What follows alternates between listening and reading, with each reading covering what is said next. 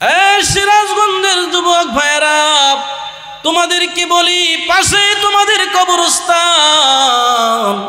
এই কবরস্থানের পাশ দিয়ে যে সময় যাও, তোমার দিলে কি ধাক্কা লাগে না? তোমার দাদা, তোমার চাচা, তোমার পূর্বপুরুষেরা এই কবরস্থানের মধ্যে শুয়ে আছে। এর সিরাজগঞ্জের মুসলমান, এমন একটা দিন আসবে, প্রত্যেকের জীবনে এমন একটা সময় আসবে, কান থাকবে শুনতে পারবে না, কান আছে শুনতে পারে না, মুখ আছে কথা বলতে পারে না, চোখ আছে দেখতে পারবে না, হাত আছে ধরতে পারবে না, পা আছে চলতে পারবে না, জিহ্বা আছে স্বাদ অনুভব করতে পারবে না। ওই সময়টা হলো যেই দিন মালাকুল মউত আজরাইল আলাইহিস সালাতু ওয়াস সালাম এসে তোমার রূহটা নিয়ে যাবে। ওই সময় তোমার অঙ্গ প্রত্যঙ্গ সব ঠিক থাকবে, কিন্তু এই অঙ্গ প্রত্যঙ্গগুলি কোনো কাজে আসবে না। ইয়া আইয়ুহাল্লাযীনা আমানুত্তাকুল্লাহ ওয়া কুনু মা'আস সাদিকিন। কোন কোন জায়গায় আমার আল্লাহ বলেন, ইয়া আইয়ুহাল্লাযীনা আমানুত্তাকুল্লাহ হাক্কা তুকাতিহি ওয়া লা তামুতুন্না ইল্লা ওয়া আনতুম মুসলিমুন। অন্য এক জায়গায় আল্লাহ রাব্বুল আলামিন বলেন, ইয়া আইয়ুহাল্লাযীনা আমানুত্তাকুল্লাহ ওয়া কুলু কাওলান সাদীদা।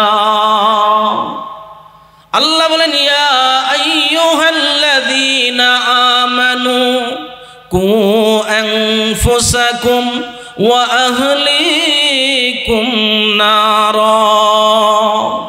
আল্লাহ বলেন, ইয়া আইয়ুহাল্লাযীনা আমানু তুবু ইলাল্লাহি তাওবাতান নাসুহা। আল্লাহ তাআলা বলছেন, হে ঈমানদারেরা, তোমরা কি করো? পরিপূর্ণ মুসলমান হও। হে ঈমানদারেরা, তোমরা সত্যবাদীদের সাথী হও। হে ঈমানদারেরা, তোমরা নিজে জাহান্নাম থেকে বাঁচাও, পরিবারকে জাহান্নাম থেকে বাঁচাও। হে ঈমানদারেরা, তোমরা তওবা করে ফিরে আসো। কারে কইছে? কথা কোন না, কারে কইছে? মানুষরে কইছে না ঈমানদাররে কইছে? জোরে কোন, কারে কইছে? তাইলে আল্লাহর কাছে আল্লাহ যে বারবার ঈমানদাররে কইলো, এই ঈমানদারেরা ফিরে আসো, তওবা করো, নেককারদের সাথী হও, তাইলে বোঝা গেছে আল্লাহর কাছে আমার আপনার ঈমান মাপার যে থার্মোমিটারটা আছে, এটার মধ্যে ধরা খায় গেছে আমরার ঈমানের মধ্যে ভেজাল আছে। কি কন? আল্লাহর থার্মোমিটারে ধরা খাইছে আমার আপনার ঈমানে কি আছে? কথা কন না, ভেজাল আছে। এই জন্য আল্লাহ তাআলা বলতেছে, তওবা করে ফিরে আসো, নিজেও জাহান্নাম থেকে বাঁচো, পরিবারও জাহান্নাম থেকে বাঁচো। আপনাদের এখানে কবরস্থানের উদ্যোগে আয়োজিত মাহফিল, ঠিক কিনা বলেন? আমরা কি পৃথিবীতে থাকবো না যাব? কথা কয় না। থাকবেন না যাইবেন? আমার তেলাওয়াতকৃত হাদিসে রাসূল করিম সাল্লাল্লাহু আলাইহি ওয়াসাল্লাম বলেন, লা ইয়াদখুলুল জান্নাতা ইল্লাল মুমিনুন। হে দুনিয়ার উম্মতেরা শোনো, ঈমানদার ব্যতীত জান্নাতে কেউ প্রবেশ করতে পারবে না। আল্লাহও বলছেন ঈমান শর্ত, নবীও বলছেন ঈমান শর্ত। তাইলে ঈমান কারে কয়? ঈমান কাকে বলে? ঈমান হচ্ছে তাসদীক বিল জিনান, ইকরার বিল লিসান, আমল বিল আরকান।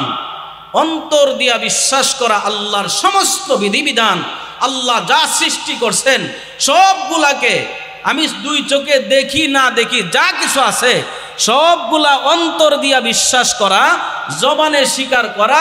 আল্লাহর যত বিধান, আমল পালনীয় বিধান আছে, ওই বিধানগুলি আমলের দ্বারা পরিণত করার নাম হচ্ছে ঈমান। বলুন সুবহানাল্লাহ। খালি কি মুখটা কইলইব? শুধু মুখটা কইলইব না আমল লাগবো? শুধু কি বিশ্বাস করলইব? দেখবেন সার দোকানও বয়া কয় নামাজ না পড়লে কইছে আমরা ঈমান ঠিক আছে। কি আছে?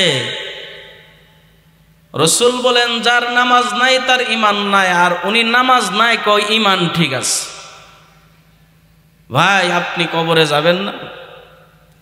আমার আরেক তেলাওয়াতকৃত হাদিসে রসুল বলেন ইন্নামাল কবরু রাউযাতুম মিন রিয়াজিল জান্নাহ আও হুফরাতুম মিন হুফারিন নার। আল্লাহর রসুল বলেন, ও দুনিয়ার ইমানদাররা, আমার উম্মতেরা, তুমি যে দুনিয়ার জগৎ ছাইরা কবরের জগতে আইবা, হিসাব করে আয়ো। কিন্তু কি করে আয়ো? হিসাব মিলাই আয়ো। এই কবর কারো কারো জন্য জান্নাতের বাগান হবে, কারো কারো জন্য জাহান্নামের গর্ত হবে। এখন আপনার আমার চিন্তা করার দরকার, আমি যেই কবরে যাব সেই কবর কি জান্নাতের বাগান হবে না জাহান্নামের গর্ত হবে? আগুনে কেউ ঘুমাইতে পারে? কথা কয় না? আগুনে ঘুমাইতে পারে? যখন চৈত্র মাস বৈশাখ মাসে যখন প্রচন্ড গরম শুরু হয়, যখন কারেন্ট থাকে না, তখন পল্লী বিদ্যুতের লোকরে গালিগালাজ করে, করেনি না করে না? কথা কয় না? করেনি না করে না? কেন? আরাম নাই, আরাম নাই। একটু আরামের জন্য পল্লী বিদ্যুতের লোকরে গালিগালাজ করে, ঠিক কিনা বলেন? আপনি যে বেআমলের কারণে, আমি যে বেআমলের কারণে কবর গেলে পরেই আগুন শুরু হইব, কারে গালি দিবেন? এই বলেন না, কারে গালি দিবেন? মুসলমান, কারে গালি দিবেন? গালি দেওয়ার কিছু থাকবে? ওই সময় আফসোস করব। ওই সময় কি করব? আফসোস করবে। আফসোস করলে কোনো লাভ হবে? আফসোস করলে কোনো লাভ হবে না।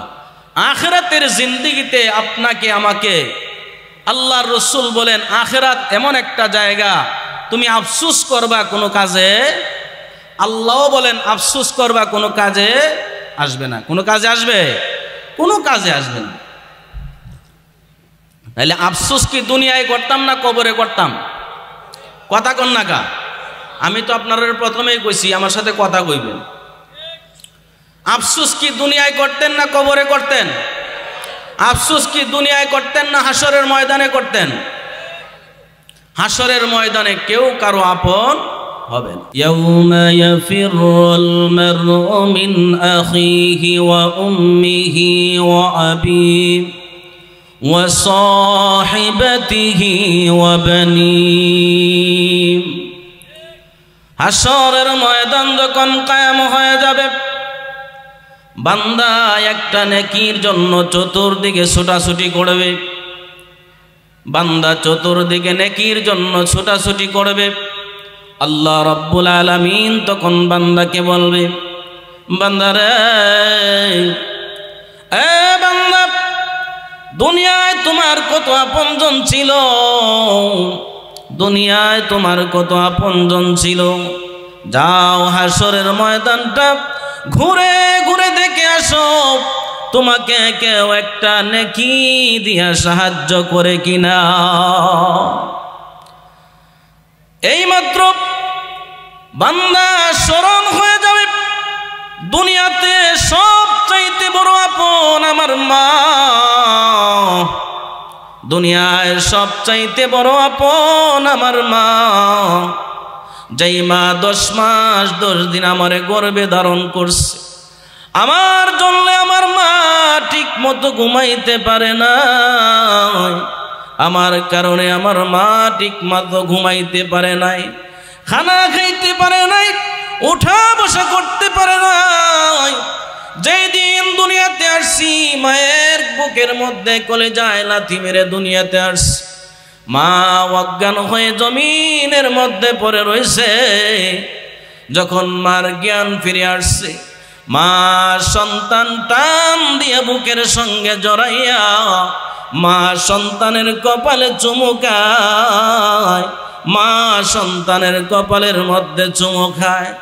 পাড়ার মহিলারা বলে, এ মা, এই সন্তান তোমার এত কষ্ট দিল, তারপরেও তুমি তোমার সন্তানটাকে আঘাত দাও না। মা তখন ডাক দিয়ে বলে, রে মহিলারা, তোমরা বুঝবা না, তোমরা বুঝবা না, এই সন্তান আমি 10 মাস গর্ভে ধারণ করছি, এত কষ্ট দিয়েছে।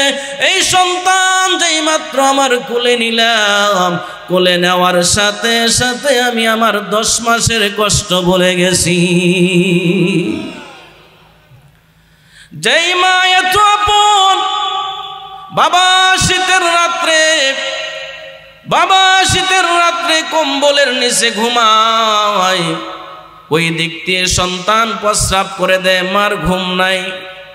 মা সন্তানের কষ্ট সহ্য করতে পারে না। হাসরের ময়দানে ওই বান্দা চিন্তা করবে, দুনিয়াতে সব চাইতে বড় আপন আমার মা। আমার মার কাছে যাব, মার কাছে গিয়ে বলবে, মা গো, ও মা, আমি তোমার সন্তান, তুমি আমার মা। ও মা, একটা মাত্র নেকি হলে আল্লাহর তৈরি জান্নাতে চলে যাইতে পারি গো মা। ও মা, দুনিয়ার কষ্ট তুমি সহ্য করতে পারো না। ও মা, তুমি কেমন করে এই কষ্ট সহ্য করবে? একটা নেকি দিয়ে আমাকে সাহায্য করো, একটা নেকি হইলে আমি আল্লাহর তৈরি জান্নাতে চলে যাইতে পারি। ওই সময় মা বলবে, বাবারে তুমি আমাকে মা বলে ডাকতেছ, শোনো, এরকম সন্তান আমি দুনিয়ায় কোনোদিন গর্ভে ধারণ করি না। মার কাছ থেকে চলে যাবে বাবার কাছে। বাবার কাছে যাওয়ার পরে সন্তান বাবাকে ডাক দিয়ে বলবে, বাবা, আমার জন্য আপনি কত কষ্ট করেছেন, দিন রাত পরিশ্রম করেছেন, মাথার গাম পায়ে ফেলে আমাকে মানুষ করার জন্য চেষ্টা করেছেন। আমি যখন অসুস্থ হয়ে যাইতাম আমাকে কাঁধে নিয়ে হাসপাতালের দরজায় ঘুরছেন, আমাকে কষ্ট দেন নাই। বাবা, আজকে যদি আমি একটি নেকির জন্য আটকা পড়ে যাই, আল্লাহর তৈরি জাহান্নামে যাইতে হবে। ও বাবা, আমি আপনার আদরের সন্তান, আপনি আমাকে একটা নেকি দিয়ে সাহায্য করেন। ওই সময় বাবা ডাক দিয়ে বলবে, আরে সন্তান, তুমি আজকে আমাকে বাবা বলে ডাকতেছ, শোনো, দুনিয়ায় আমার কোনো সন্তান ছিল না। ভাইয়ের কাছে যাবে, ভাই ভাইকে পরিচয় দিবে না। বোনের কাছে যাবে, বোন ভাইকে পরিচয় দিবে না। স্ত্রীর কাছে যাবে, স্ত্রী তার স্বামীকে পরিচয় দিবে না। এমন একটা কঠিন পরিস্থিতি হবে।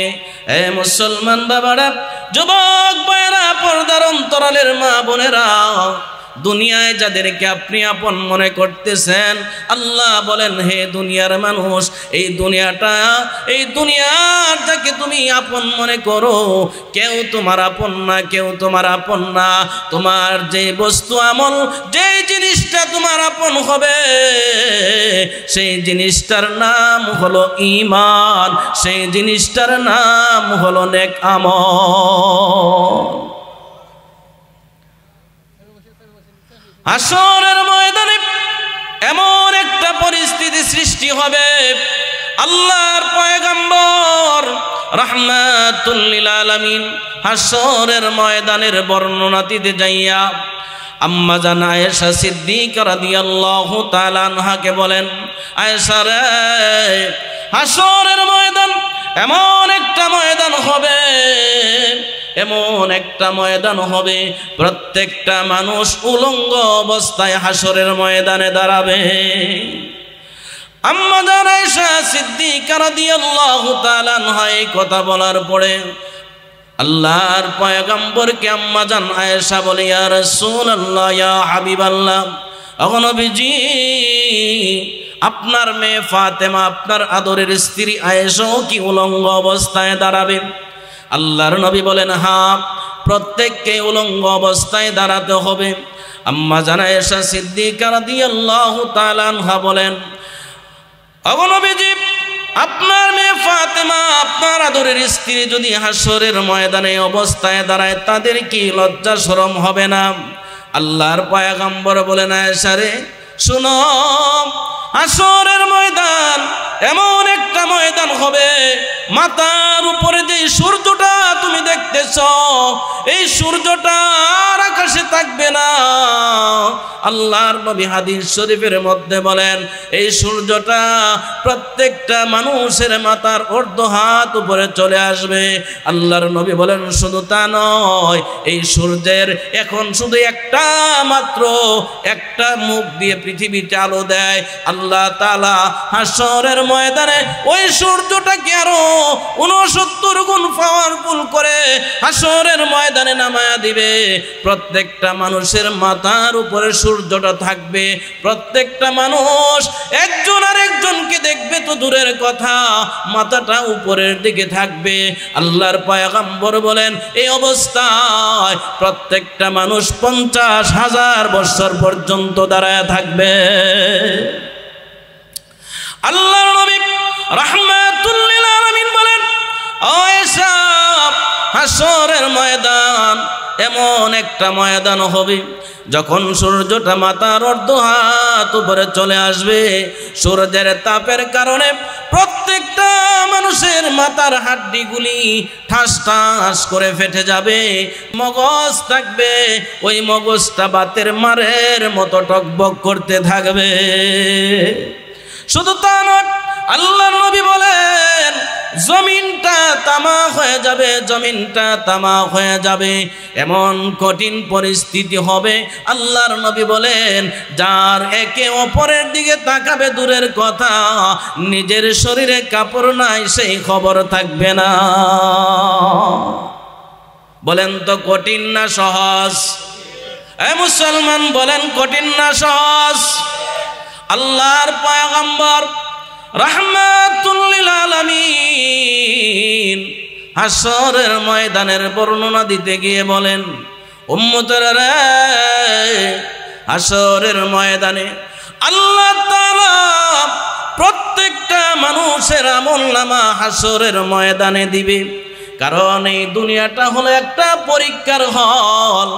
দুনিয়ার যেরকম ভাবে একটা ছেলে একটা মেয়ে স্কুলে লেখাপড়া করার পরে পরীক্ষা দেওয়ার পরে রেজাল্ট দেয়নি না দেয় না?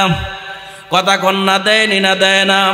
রেজাল্ট হাতে আসার পরে যেই ছেলেটা পরীক্ষায় পাস করলো তার আনন্দের সীমা থাকে না, যেই ছেলেটা পরীক্ষায় ফেল করে তার কান্নার আর শেষ না। আল্লাহর নবী বলেন এই দুনিয়াটা হলো একটা পরীক্ষার হল। কি বলেন?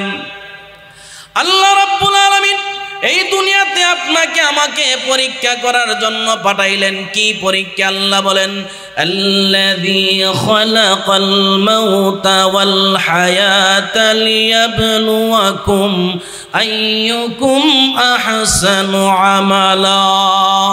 আল্লাহ রাব্বুল আলামিন বলেন এই দুনিয়ায় তোমাকে পাঠাইলাম, তোমার হায়াত, তোমার মওত, তোমার মরণ, তোমার জীবন আমি আল্লাহ সৃষ্টি করেছি বান্দা কেন জানো? লিয়াবলুয়াকুম, পরীক্ষা করার জন্য। আহসানু আমালা, কার আমলটা সুন্দর। আল্লাহ কি বেশি আমল চাইছেন না সুন্দর আমল চাইছেন? কথা বলেন না কেন? আল্লাহ তাআলা আপনার আমার কাছে সুন্দর আমল চেয়েছেন। এই দুনিয়াটা পরীক্ষার হল, আল্লাহ তাআলা পরীক্ষার জন্য পাঠাইলেন। এই দুনিয়ার জিন্দেগিতে কতদিন বান্দা পরীক্ষা দিবা? আল্লাহর রাসূল বলেন, আল্লাহ তাআলাও বলেন বান্দা তুমি যেই দিন বালেগ হয়ে যাইবা, বালেগ হওয়ার পর থেকে নিয়ে মৃত্যু পর্যন্ত তোমার পরীক্ষার সময়। এ বান্দা এই সময়ের ভিতরে তুমি যা পরীক্ষা দিবা হাশরের ময়দানে সেই অনুযায়ী আমল আসবে, রেজাল্ট আসবে, পরীক্ষার রেজাল্ট আসবে। আল্লাহর পয়গম্বর রাহমাতুল লিল আলামিন বলেন হাশরের ময়দানে যখন বান্দা বান্দি দাঁড়াবে আল্লাহর নবী বলেন আল্লাহ তাআলা ফেরেশতাদেরকে বলবে ফেরেশতারা রে, প্রত্যেকটা বান্দা বান্দির আমলনামা তার হাতের মধ্যে দিয়ে দাও। আল্লাহ রব্বুল আলামিন ঘোষণা করার পরে একদল মানুষকে ফেরেশতারা আমলনামা ডান হাতে উঠায়া দিবে।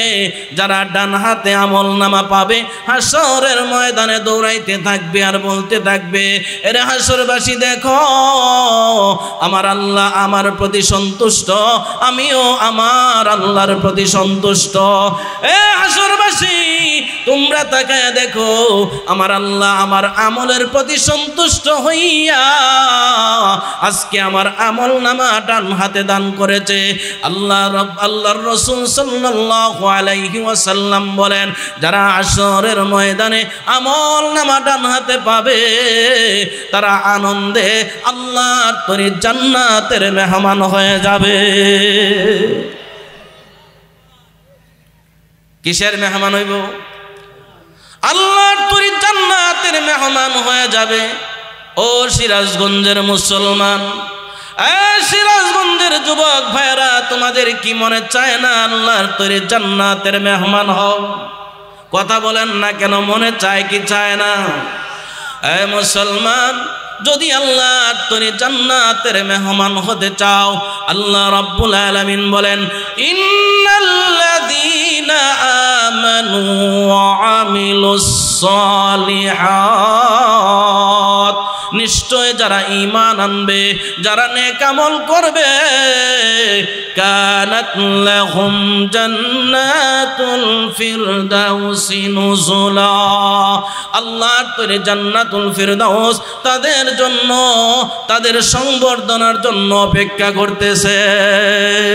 আল্লাহ রাসূল সাল্লাল্লাহু আলাইহি ওয়াসাল্লাম বলে দিয়েছেন, লা ইয়াদখুলুল জান্নাতা ইল্লাল মুমিনুন, হে আমার উম্মতেরা, যদি জান্নাতে যাইতে চাও, যদি আল্লাহর তৈরি জান্নাতের মেহমান হইতে চাও, তাহলে তোমাদেরকে ঈমানওয়ালা হইতে হবে। কি লাগবো?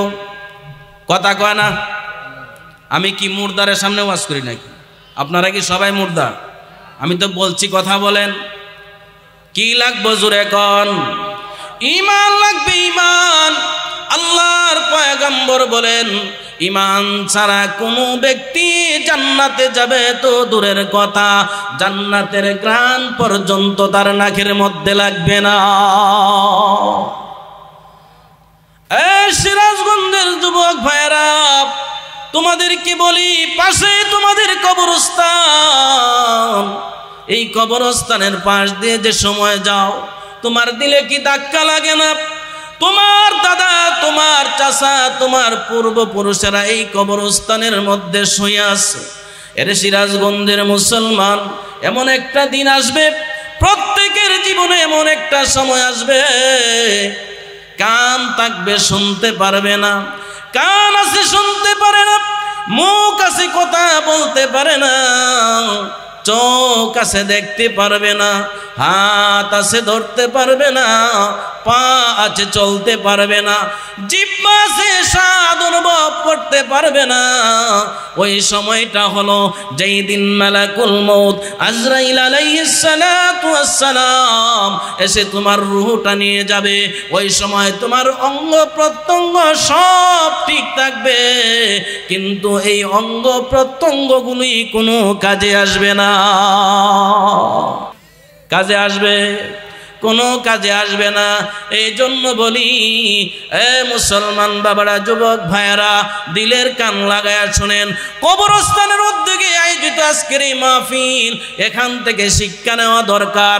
উলামায়ে কেরাম কি বলতে চায়? এই কবর এমন একটা জায়গা, একবার এই কবরের ভিতরের কপাট যদি একবার লেগে যায়, কিয়ামতের আগ পর্যন্ত আর এই কপাট খুলবে না। খুলব? আপনাদের সিরাজগঞ্জে খুলেনি, আমাদের ব্রাহ্মণবাড়িয়া কিন্তু খুলে না। খুলে আপনাদের যেমন খুলে না, আমাদেরও খুলে না। আল্লাহর নবী বলেন, হে উম্মতেরা, হাসরের ময়দানে আসতে কিন্তু হিসাব করে আয়ো। আল্লাহ তাআলা তোমাদেরকে পরীক্ষা করার জন্য দুনিয়াতে পাঠাইছেন, তোমাদেরকে পরীক্ষার হলে ঢুকাইছেন। আল্লাহ তাআলা তোমাদের কতদিন পরীক্ষা দিবা আল্লাহ তাআলা জানায়া দিয়েছেন, ওয়া'বুদ রাব্বাকা হাত্তা হাত্তা ইয়াতিয়াকাল ইয়াকিন। আল্লাহ তাআলা বলেন, এ দুনিয়ার মানুষ, তোমার জন্মের পর থেকে নিয়ে মৃত্যু পর্যন্ত এই দুনিয়ার জিন্দেগিতে তুমি পরীক্ষা দিবা, এই রেজাল্ট তুমি কোন দিন পাইবা। আল্লাহর নবী বলেন, যেই দিন আল্লাহ তাআলা হাসরের ময়দান কায়েম করবে, ওই দিন প্রত্যেকের পরীক্ষার রেজাল্ট প্রত্যেকের হাতে ধরায়া দেওয়া হবে। ওই দিন যারা নেক আমল নিয়ে কবরে যাবে, ওই দিন যারা নেক আমল নিয়ে কবরে যাবে, আল্লাহর পয়গম্বর বলেন, হাসরের ময়দানে ঈমানদাররা দাঁড়াবে। হাসরের ময়দানে ঈমানদারদের হাতে যখন আমল নামা দেওয়া হবে, ঈমানদাররা হাসরের ময়দানে আমল নামা ডান হাতের মধ্যে পাইয়া হাসরের মধ্যে দৌড়াইতে থাকবে, বলবে, আমি দুনিয়াতে পরীক্ষা দিয়েছি, এই দেখো আমার রেজাল্ট, এই দেখো আমার পরীক্ষার রেজাল্ট, আল্লাহ তাআলা আমাকে পরীক্ষায় উত্তীর্ণ করে দিয়েছেন। যারা পরীক্ষায় ফেল করবে তাদের কি অবস্থা হবে? যারা পরীক্ষায় ফেল করবে তাদের কি অবস্থা হবে? আল্লাহর পয়গম্বর রাহমাতুল লিল আলামিন বলেন, হাসরের ময়দানে নাফরমান যখন দাঁড়াবে, হাসরের ময়দানে আল্লাহ রাব্বুল আলামিন বলবে, আরে ফেরেশতার দল, ওই নাফরমানদেরকেও তোমরা আমলনামা দিয়ে দাও। ফেরেশতারা যাবে আমলনামা দেওয়ার জন্য। আল্লাহ রাব্বুল আলামিন ডাক দিয়ে বলবে, রে ফেরেশতারা, এই নাফরমানগুলিকে স্বাভাবিকভাবে তাদের হাতে আমলনামা দিবা না, তাদের বাম হাতের মধ্যে আমলনামা দিবা। কিভাবে দেব, কিভাবে দেব? আল্লাহ রাব্বুল আলামিন তখন ডাক দিয়ে বলবে, রে ফেরেশতার দল, এই নাফরমানটার বুক বরাবর ছিদ্র করে বাম হাতটা পিছন দিক দিয়ে টান দিয়ে বের করে ফেল। বাম হাতটা এই বুক বরাবর ছিদ্র করে বাম হাত পিছনের দিকে বের করা হবে। আল্লাহ তাআলা বলবে, এবার আমলনামা দিয়ে দাও। আমলনামা দিয়ে দেওয়া হলো। আল্লাহ তাআলা বলবেন, ইকরা কিতাবাকা কাফা বিনাফসিকাল ইয়াউমা আলাইকা হাসিবা। আল্লাহ বলবে, ইকরা, পড়ো, কিতাবাকা, তোমার কিতাব পড়ো, কাফা বিনাফসিকাল ইয়াউমা আলাইকা হাসিবা। আজকে কোনো উকিলের দরকার নাই, আজকে কোনো সাক্ষীর দরকার নাই, আজকে আর কোনো বিচারকের দরকার নাই। বান্দা তুমি পড়ো, তুমি পড়ো, দেখো তুমি জান্নাতি না জাহান্নামী। ওই নাফরমান তখন আল্লাহকে ডাক দিয়ে বলবে, আল্লাহ, আল্লাহ, আমলনামা পিছনের দিকে, আমার চেহারা সামনের দিকে আমি কেমন করে তেলাওয়াত করব? আল্লাহ, আমি তো দেখি না। আল্লাহ রাব্বুল আলামিন তখন ফেরেশতাদেরকে ডাক দিয়ে বলবে, আরে ফেরেশতারা, এই নাফরমানটাকে ধর, এই নাফরমানটাকে ধইরা ঘাটটা মোচড় দিয়া ভাঙ্গা পিছনের দিকে তার চেহারাটা ঘুরাইয়া দে। বলেন তো শাস্তিটা কঠিন না সহজ?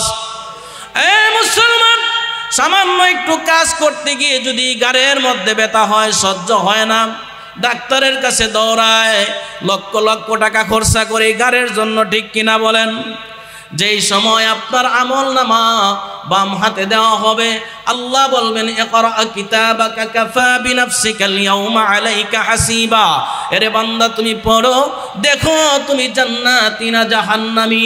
বান্দা বলবে, আল্লাহ আমি তো পড়তে পারি না, আল্লাহ আমি তো পড়তে পারি না, কারণ আমলনামা পেছনের দিকে, চেহারা হলো সামনের দিকে। আল্লাহ তাআলা বলবে, এরে ফেরেশতারা, এই নাফরমানটাকে ধইরা গাঁটটা মুসুর দিয়া ভাঙ্গা পিছনের দিক দিয়ে ঘুরাইয়া দে। পিছনের দিক দিয়ে ঘুরাইয়া দেওয়া হবে। এবার আল্লাহ বলবেন, ইকরা কিতাবাকা কাফা বিনাফসিকাল ইয়াউমা আলাইকা হাসিবা। এ বান্দা এবার পড়, এবার দেখ তুই জান্নাতি না জাহান্নামী। বান্দা আমলনামার দিকে তাকাইয়া চোখের পানি সেরে সেরে কানবে, চোখের পানি ফালায়া ফালায়া কানবে আর আফসোস করবে, হায় রে, দুনিয়ার দুনিয়ার জমিনে কতই না উলামায়ে কেরাম কোরআন হাদিস দিয়া বুঝাইছে, আল্লাহর দিকে আহ্বান করছে। আমরা তো ওই সময় যদি বুঝতাম, ওই সময় যদি তাদের কথাগুলি মেনে নিতাম, তাহলে আজকের দিনে এরকম কঠিন পরিস্থিতির সম্মুখীন হওয়া লাগতো না। ঠিক কিনা বলেন? আল্লাহ বলবে, বান্দা কি পড়লা, দেখো তুমি জান্নাতি না জাহান্নামী। এরে নাফরমান, দেখো তোমাকে তোমার প্রতি তোমার রব কোনো বিচার করেছে কিনা। এ নাফরমান, দেখো তোমার রব তোমার প্রতি কোনো জুলুম করছে কিনা। তখন বান্দা ডাক দিয়ে বলবে, আল্লাহ, আজকের দিনে আপনি আমাদের প্রতি বিন্দু পরিমাণ জুলুম করেন না। আর আফসোস করব। আল্লাহর হাবিব রাহমাতুল লিল আলামিন বলেন,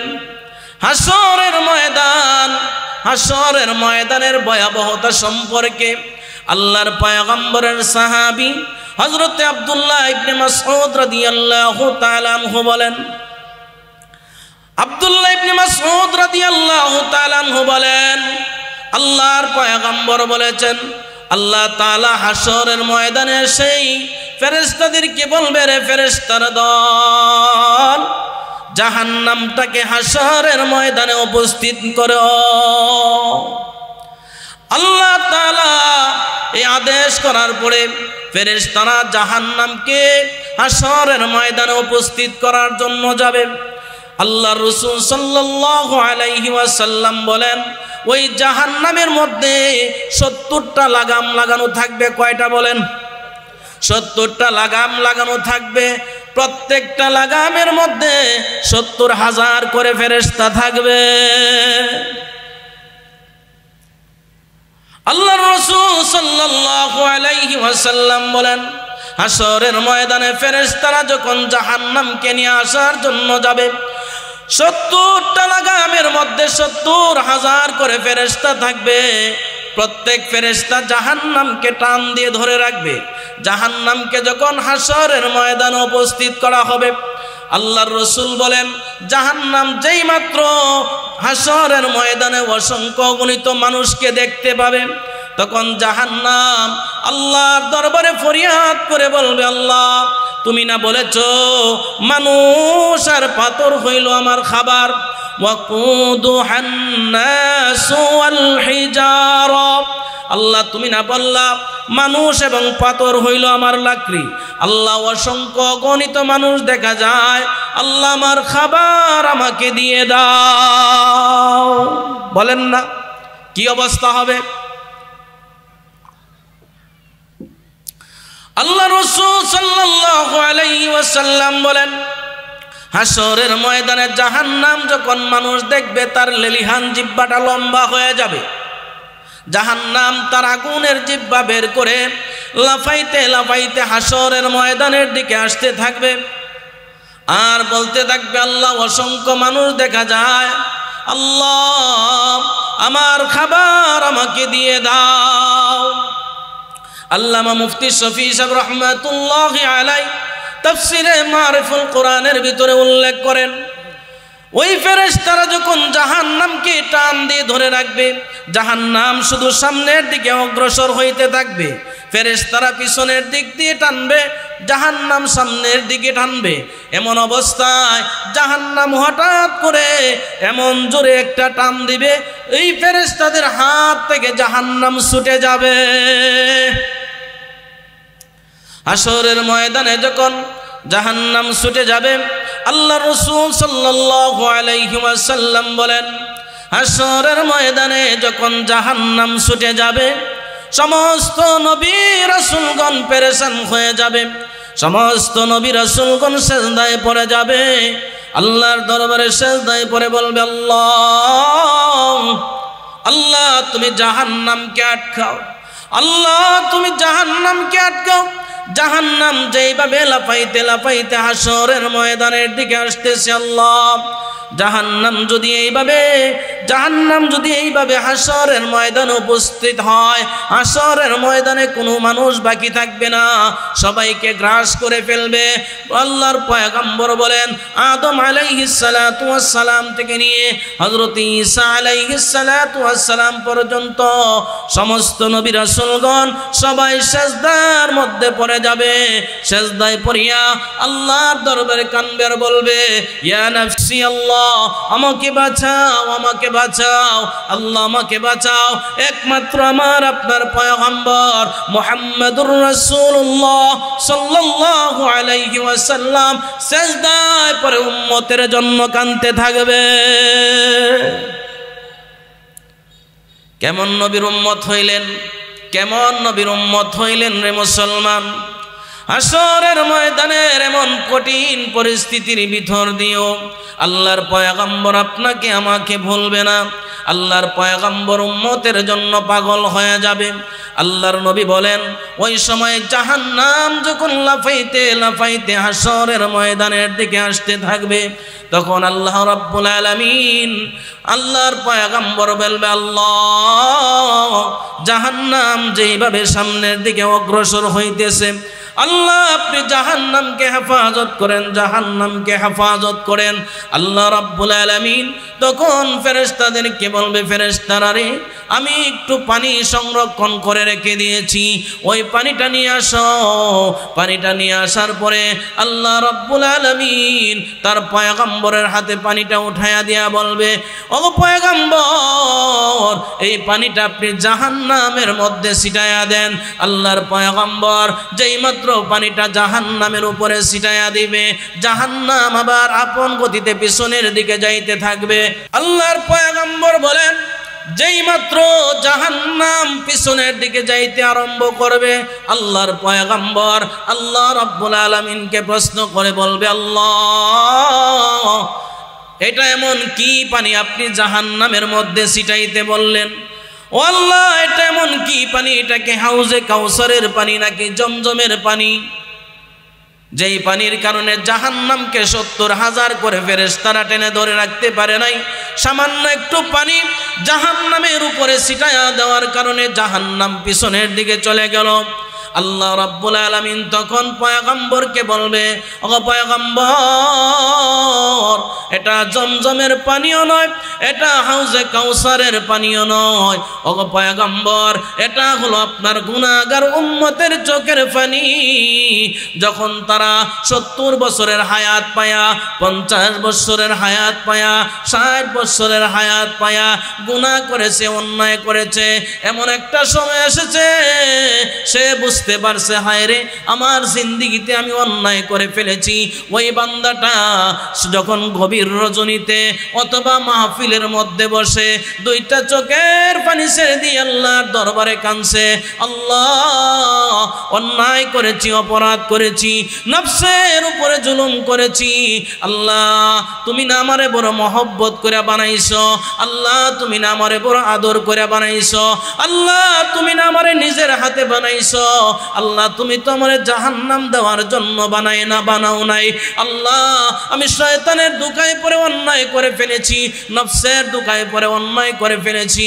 আল্লাহ তুমি যদি আজকে তোমার এই গোলামকে খালি হাতে ফিরাইয়া দাও, তোমার এই গোলামকে যদি তুমি ক্ষমা না করো, তোমার গোলাম কার কাছে যাবে, কোথায় যাবে, কোথায় যাব? আল্লাহ আমার তোমার কোনো যাওয়ার জায়গা নাই। আল্লাহ দয়া করে মাফ করে দাও, আল্লাহ তুমি দয়া করে মাফ করে দাও। ও নবীজি ওই যে বান্দা চোখের পানি ফালায়া ফালায়া কাঁদছে দুনিয়ায় থাকতে, আমি আল্লাহ আমার ওই গুনাহগার বান্দা বান্দির চোখের পানিগুলি হেফাজত করে রেখে দিয়েছি। আজকে যখন জাহান্নামকে কেউ দেখাইতে পারে না, জাহান্নামকে কেউ আটকায় রাখতে পারে না, ওই সময় আমি আল্লাহ সেই উত্তপ্ত জাহান্নামকে নিভাইয়া দেওয়ার জন্যে, ওই উত্তপ্ত জাহান্নামের পাওয়ারকে কমায়া দেওয়ার জন্যে আমি আমার গুনাহগার বান্দা বান্দির চোখের পানি ব্যবহার করেছি। এই সিরাজগঞ্জের মুসলমান বলেন তো চোখের পানির দাম আসেনি না নাই? দুনিয়াতে থাকতে না কবরে যাওয়ার পরে? বলেন দুনিয়াতে থাকতে না কবরে যাওয়ার পরে? আল্লাহর রাসূল সাল্লাল্লাহু আলাইহি ওয়াসাল্লামের সাহাবী হযরত আবু হুরায়রা রাদিয়াল্লাহু তাআলা আনহু বলেন, বান্দা দুনিয়ায় থাকতে যদি না কাঁদো, হাসরের ময়দানে যা কবরে জাহান্নামে যাওয়ার পরে যদি কান্দো, ওই কান্দার কোনো কাজে আসবে না। আল্লাহর নবী বলেন, জাহান্নামে বান্দা যাওয়ার পরে, জাহান্নামের ভিতরে যাওয়ার পরে বান্দা এমন কান্না কানবে, এমন কান্দা কানবে, কানতে কানতে কানতে কানতে বান্দার চোখের পানি শেষ হয়ে যাবে, বান্দার চোখের পানি শেষ হয়ে যাবে। বান্দা কান্না বন্ধ করবে না, কানতেই থাকবে, কানতেই থাকবে, কানতেই থাকবে। এক পর্যায়ে কানতে কানতে চোখ দিয়ে তার রক্ত বাহির হওয়া শুরু হবে, কানতে কানতে রক্ত পর্যন্ত শেষ হয়ে যাবে। আল্লাহর রাসূল সাল্লাল্লাহু আলাইহি ওয়াসাল্লাম বলেন, ওই সময় বান্দা পিপাসার্ত হইয়া আল্লাহর দরবারে পানির জন্য চিৎকার করবে, পানির জন্য চিৎকার করবে। ফেরেশতারা ডাক দিয়ে বলবে, আল্লাহ কি দেব, কি দেব? আল্লাহ রাব্বুল আলামিন বলবেন, হে ফেরেশতারা তারা কি চায়? ফেরেশতারা বলবে, আল্লাহ তারা পানি চায়, পানি চায়। ফেরেশতাদেরকে আল্লাহ বলবে, হে ফেরেশতারা তাদের জন্য ঠান্ডা কোনো পানি নাই। হে বান্দা, ফেরেশতারা লা ইয়াযুকুনা ফিহা বারদান ওয়ালা শারাবা ইল্লা হামিমান ওয়া গাসসাকা, তাদের জন্য আজকের দিনে কোনো জাহান্নামের ভিতরে ঠান্ডা কোনো পানির ব্যবস্থা রাখা হয় নাই। দুনিয়াতে থাকতে আমি আল্লাহ 50 বছরের ভিতরে কত ঠান্ডা পানি খাওয়াইলাম, কত আরাম আয়েশের জিন্দেগি দিলাম, কত নিয়ামত ভোগ করলো। এত নিয়ামত বান্দা বান্দি আমার ভোগ করেছে। একটা মাছ যেরকম ভাবে পুকুরের মধ্যে পানির নিচে ডুবন্ত থাকে, ঠিক তেমনি ভাবে আল্লাহ বলেন, আমি আমার প্রত্যেকটা বান্দা বান্দিকে আমার নিয়ামতের ভিতরে ডুবাইয়া রাখছি। এত নিয়ামত দেওয়ার পরেও বান্দা আমাকে ডাকে নাই, আমাকে স্মরণ করে নাই। উলামায়ে কেরাম তাদেরকে বুঝাইছে, বুঝে নাই। এত কিছু করার পরেও উলামায়ে কেরামের সাথে বৃদ্ধাঙ্গুলি দেখাইছে, উলামায়ে কেরামের কথা শুনে নাই। কমুল্লা রাইতা কইবই, ঠিক কিনা বলেন? ওই সময় আল্লাহ রাব্বুল আলামিন বলবে, এর ফেরেশতারা এই নাফরমানির জন্য ঠান্ডা কোনো পানির ব্যবস্থা নাই। লা ইয়াযুকুনা ফিহা বারদান ওয়ালা শারাবা ইল্লা হামিমান ওয়া গাসসাকা, আল্লাহ বলেন ঠান্ডা পানি দেওয়া হবে না, উত্তপ্ত গরম ফুটন্ত রক্ত পূজার পানি দিয়ে দাও। আল্লাহর রাসূল বলেন, যেই মাত্র তাকে পানিটা নিয়ে দেওয়া হবে, পানিটা তার সামনে নেওয়া মাত্র তার চেহারার গোশত চামড়াগুলি পুরে সারকার হয়ে যাবে। তারপরেও বান্দার পিপাসা মিটবে না, বান্দা পিপাসার কারণে পানিটা খেয়ে ফেলবে। আল্লাহর নবী বলেন, ওই পানিটা খাওয়ার সাথে সাথে তার ভিতরে যা কিছু আছে নারী ভুঁড়িগুলি টুকরা টুকরা হইয়া পায়খানার রাস্তা দিয়ে বের হয়ে যাবে। সিরাজগঞ্জের মুসলমান, সিরাজগঞ্জের যুবক ভাইয়ারা, দিলের কান লাগায়া শুনো, তোমাকেও একদিন মরতে হবে, আমাকেও মরতে হবে। আল্লাহর আদালতে কিবরিয়ায় দাঁড়াইয়া প্রত্যেকটা নিয়ামতের হিসাব আল্লাহর দরবারে দিতে হবে। এই জন্য আল্লাহ রাব্বুল আলামিন আমার তেলাওয়াতকৃত আয়াতের মধ্যে বলেন, ইন্নাল্লাযীনা আমানু ওয়া আমিলুস সালিহাতি কানাত লাহুম জান্নাতুল ফিরদাউসি নুজুলা। হে বান্দা, নিশ্চয় যারা ঈমান আনবে এবং নেক আমল করবে, কানাত লাহুম জান্নাতুল ফিরদাউসি নুজুলা, আল্লাহর তৈরি জান্নাতুল ফিরদাউস তাদের জন্য, তাদের সংবর্ধনার জন্য অপেক্ষা করতেছে। আল্লাহ বলেন, বান্দা তুমি কতদিন থাকবা? খালিদিনা ফিহা লা ইয়াবগুনা আনহা হিওয়ালা। আল্লাহ বলেন, বান্দা তুই জান্নাতে একবার প্রবেশ করবি, আর জিন্দেগিতে বের হতে মন চাইবে না। জান্নাতে যাইতে রাজি আছেন তো? কথা কয় না, জান্নাতে যাইতে চাননি না? চান না? জান্নাতে যাইতে গেলে কি লাগবো? জোরে কোন, জোরে কোন, কি লাগবো? জান্নাতে যাইতে গেলে কি লাগবে? ঈমান আর নেক আমল। ঈমান শিখবেন কই? বুড়া হয়ে গেছেন গা, দাড়ি সাদা হয়ে গেছে, ঈমান শিখবেন কোন জায়গায়? ঈমান শিকার ফ্যাক্টরি হইল মাদ্রাসা, ঠিক কিনা বলেন? ঈমান শিকার ফ্যাক্টরি কোন জায়গায়? মাদ্রাসা। জোরে কোন, কোন জায়গা? মাদ্রাসা যদি না থাকে, আলেম যদি তৈয়ার না হয়, আপনার ঈমান শিখাইব কেডা? গাড়ি আছে মাগার মেস্তুর নাই, গাড়ি নষ্ট হইলে ঠিক করবো কেডা? গাড়ি আছে, মিস্ত্রি নাই, মিকার নাই, বলেন গাড়ি যদি নষ্ট হয় এই গাড়ি ঠিক করার মতো লোক আর থাকবো দুনিয়ায়? আলেম যদি না থাকে, উলামায়ে কেরাম যদি দুনিয়াতে না থাকে, উম্মতের ইমানের হেফাজত কে করবে জুড়ে বলেন? কোন ডাক্তারে করব, ইঞ্জিনিয়ারে করব? এই জুড়ে কোন না, ইঞ্জিনিয়ারে উম্মতের হেফাজত করবে না আলেম করবে? এখন তো আলেমদের কাছ থেকে দায়িত্ব নিতে চাই ইঞ্জিনিয়ারে, ডাক্তারে। কে নিতে চায়? ডাক্তার আর ইঞ্জিনিয়ার ইমানের হেফাজতের দায়িত্ব নিতে চায়। আমরা কি কোনো যেই লোক ড্রাইভারই জানে না তারে ড্রাইভার বানায় গাড়িতে উঠবো? জোরে বলেন উঠবেন? যেই লোক ড্রাইভারই জানে না তারে ড্রাইভার বানায় গাড়িতে উঠেন না। ওই তো গড়তে গিয়া কবরে যাইতে হবে। গড়তে গিয়া কোথায় যাইতে হবে? কবরে যাইতে হবে। ঠিক তেমনি ভাবে আলেমদেরকে বাদ দিয়ে যদি, উলামায়ে কেরামদেরকে বাদ দিয়ে যদি ডাক্তার আর ইঞ্জিনিয়ারকে যদি ইমানের রাহবার বানায় নেন, আল্লাহর তরি জান্নাত নসিব হবে না, জাহান্নামে যাইতে হবে। ঠিক কিনা বলেন?